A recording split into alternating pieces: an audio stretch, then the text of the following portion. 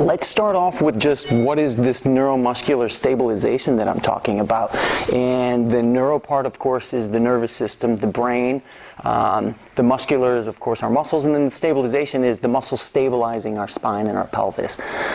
The neuro part is usually underemphasized, and people don't spend enough time really considering the neuro part, because that is our brain, and that's the communication center that is going to allow our muscles to stabilize. So things like sports psychology, I like to use this example. Sports psychology is all about getting somebody's mindset in the correct place, because if their mindset is in the correct place, and if they're relaxed, if they're calm, if they cultivate this mind-body awareness, they perform better. So many self-help books now talk about trying to be in the zone and being in the flow, but they always talk about this ability to relax and listen to your body.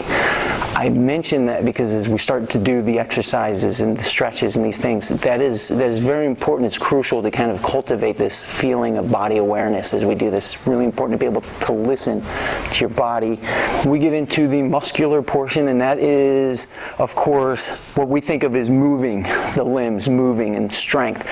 We are not going to talk so much about strength. We're going to talk more about stability.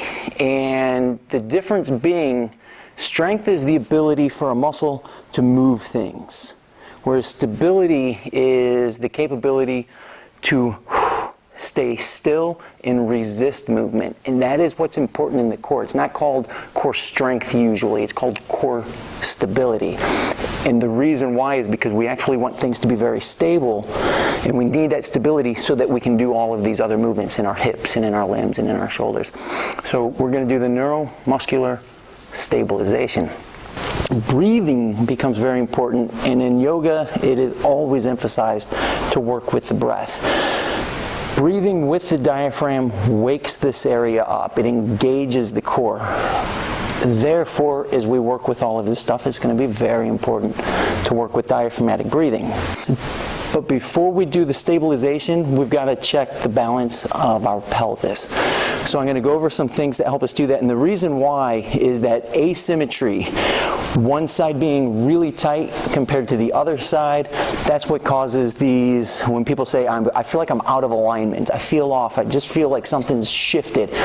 Usually what they're describing is this pattern where maybe a hamstring muscle is a lot tighter on one side than the other side. Maybe a hip flexor is a lot.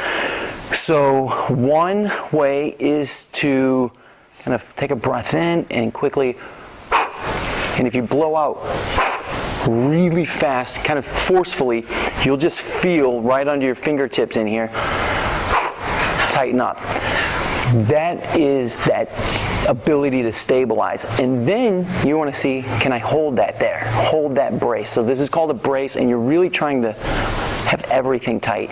A deep belly laugh, so if something's funny and you're watching your favorite comedy show or stand-up comedian and you start to laugh, everybody knows that later on that night, oh my gosh, I feel like I got to work out there. You're using your core muscles, you're really stabilizing.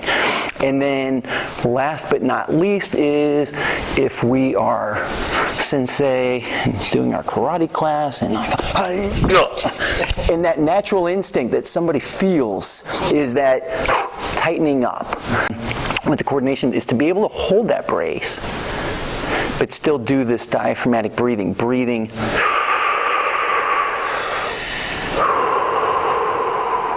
in here.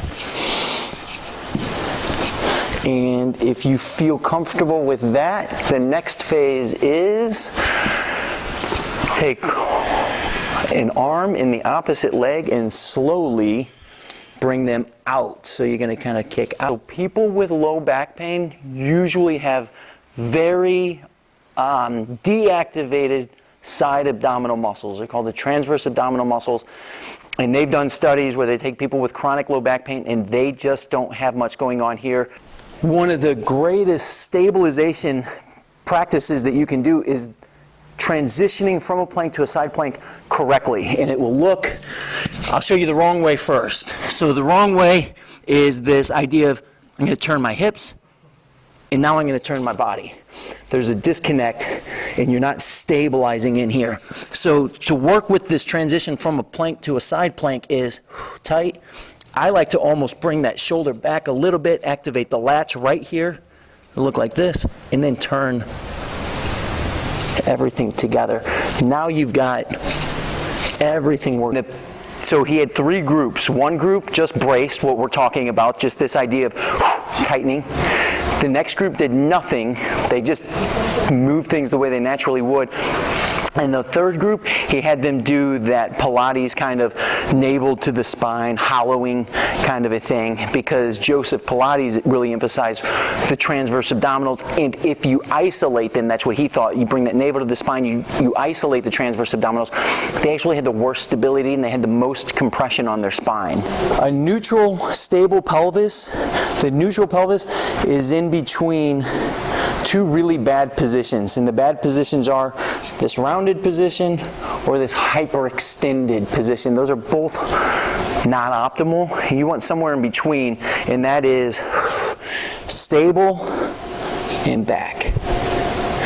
So the popular exercises that utilize this movement all of the time, powerlifters do their deadlift. They come up through the hips. Everything is through the hips. Watch a YouTube video of somebody doing deadlift. Or the other one people are doing, I brought this in here, I hope that doesn't fall, is the kettlebell swing, and they're going through the hips here. They do like these. Is the camera on? Yes. Oh, and they come down, and then up. Oh yeah, right. That's so hard. The whole idea and concept behind that is because they're breaking muscle fibers down, they're tearing muscle fibers, and they want them to grow back bigger and stronger, so they need that recovery time. But we're not strengthening with any of the exercises that I showed you, we're stabilizing. With stabilizing exercises, you can do them every day. You should. Nervous system exercises, these things, they should be done every day because we're trying to communicate and fire messages from our brain to these muscles. We're trying to wake them up. When you first came up with the idea to present a class like this, what was your mission, or what did you think? To come in here and do this? Or what did you feel like, what drove you? I think I'm passionate. So in the beginning, I just talked about, I'm really passionate about being able to move, not for longevity, and I want to live a really long time.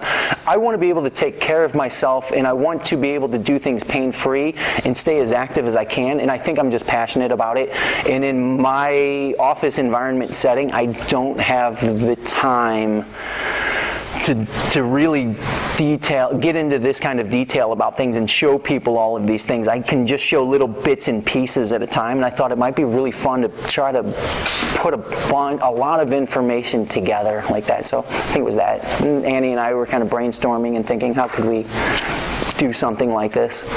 It's interesting as a yoga teacher to realize how much of what you demonstrated and discussed overlaps and how connected.